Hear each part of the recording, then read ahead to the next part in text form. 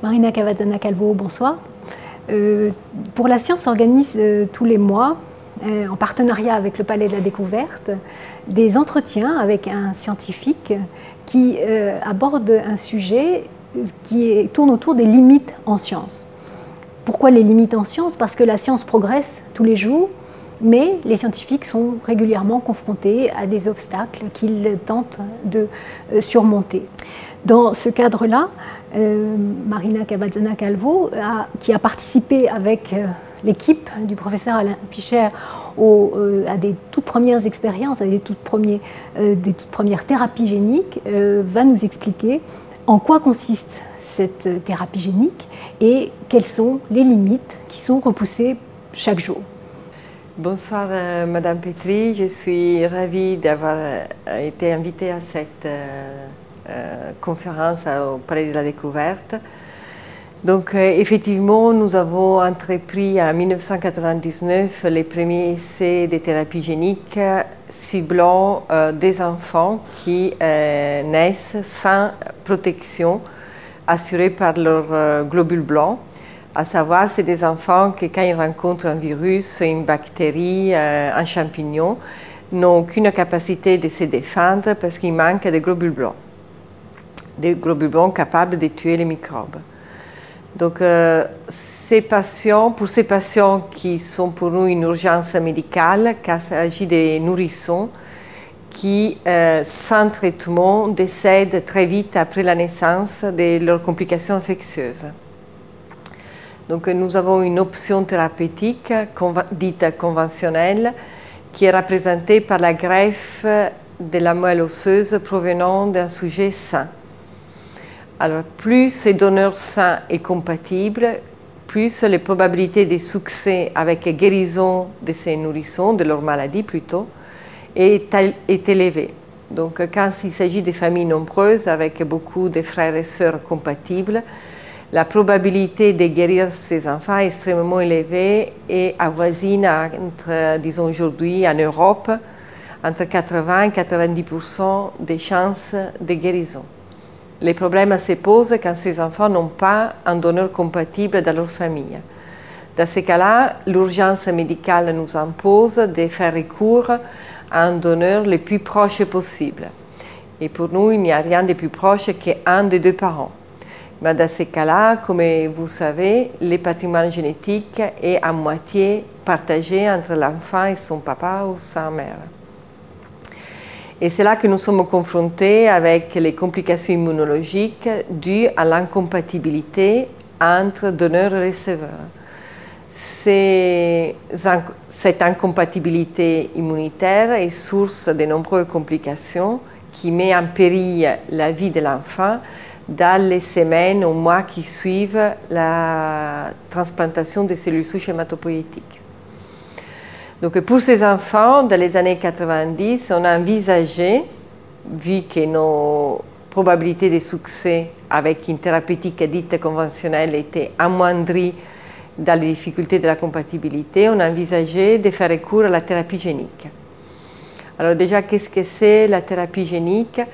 La thérapie génique est un moyen pour nous d'introduire une information génétique normale dans une cellule qui a un gène muté. Donc l'idée est comment on peut introduire une information génétique au cœur de la cellule. Les seuls micro-organismes capables de le faire, c'est des virus.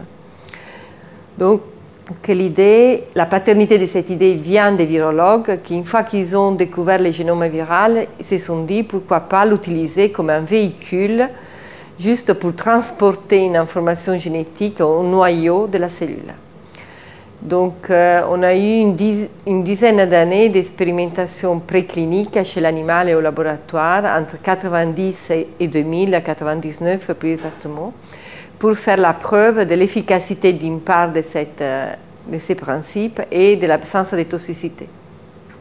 En pratique, ça consiste à prélever la moelle osseuse des enfants malades, de la corriger au laboratoire en la mettant en contact avec ces virus qui transportent dans le noyau les gènes normaux, de vérifier que ces cellules ont été bien génétiquement modifiées dans le bon sens et de les réinjecter par voie intraveineuse à l'enfant malade. C'est comme ça qu'entre 1999 et 2002, 10 nourrissons nés sans globules blancs et avec des complications et arrivés à l'hôpital avec des complications infectieuses mettant en péril à court terme leur vie ont été traités et ont été traités avec, je dirais plutôt, un bon succès, qu'entre 9 sur 10 ont reconstitué l'ensemble des globules blancs dans le sang circulant et ont guéri des infections qui menaçaient leur pronostic à court terme. Donc c'est ce que l'on nomme, je crois, les bébés bulles. Et donc ces enfants ont retrouvé une vie normale après le traitement? Effectivement, vous avez raison, ces enfants sont protégés dès que le diagnostic est fait dans des enceintes stériles pour essayer d'éviter les contacts avec les microbes essentiellement. Et au bout entre 1 mois et 3 mois, tous sont rentrés à la maison, disons. Alors nous, on a du mal à utiliser toujours le mot guérison. Donc on préfère dire qu'on a réparé les symptômes de la maladie, à savoir, ils ont reconstitué les poules de globules blancs nécessaires pour combattre les infections.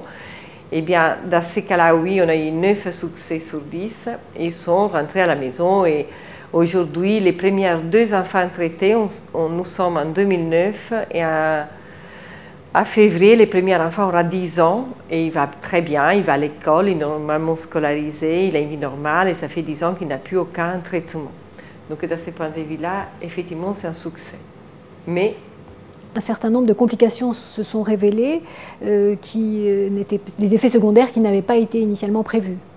Exactement. Donc, effectivement, nous avons fait face, malheureusement, à 4 complications leucémiques sur la série de nos 10 patients. 3 ont été, disons, traités très facilement avec la chimiothérapie conventionnelle et on a retrouvé une vie normale. Par contre, malheureusement, nous n'avons pas pu traiter une de ces complications. On sait aujourd'hui que ces complications qui se manifestent comme une prolifération non régulée des nombres de globules blancs à type leucémique sont dues à une mauvaise position prise dans le virus à l'intérieur du génome. Cet mauvais endroit où il est allé s'énicher a provoqué la hyperactivation d'un gène qui normalement ne devrait pas être exprimé de façon si dérégulée dans les globules blancs. Cette production continuelle de ces gènes amène une prolifération chaotique des globules blancs.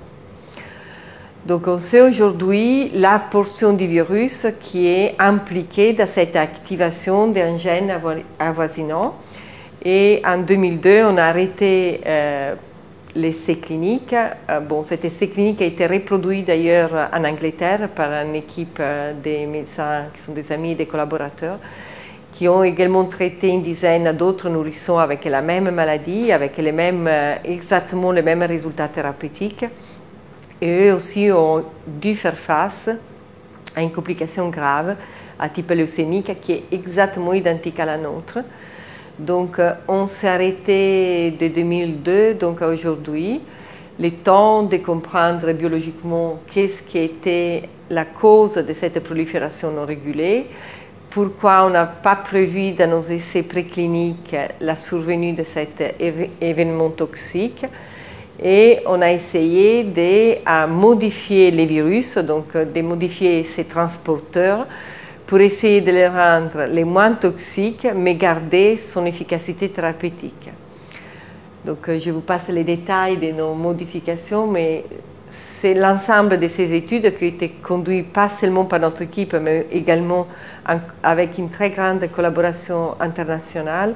On a mis au point un nouveau vecteur d'information génétique et on devait pouvoir retraiter les enfants avec cette pathologie à la deuxième semestre 2009, donc avec un arrêt de 7 ans. Merci beaucoup pour ce résumé très intéressant de votre intervention qui donc aura lieu le mardi 10 février à 18h30 au Palais de la Découverte.